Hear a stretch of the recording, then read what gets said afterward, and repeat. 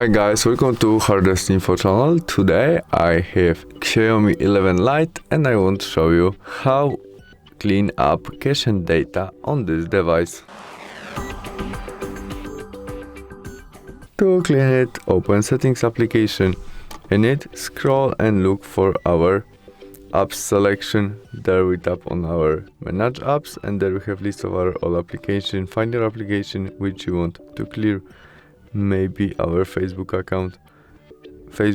applications or not account, and there we tap on our storage. To clear only cache, we press clear cache and we choose clear cache and confirm by OK. But to clear all data, we tap on clear data and confirm by delete. And that's all. Thanks for watching. See you soon. Bye.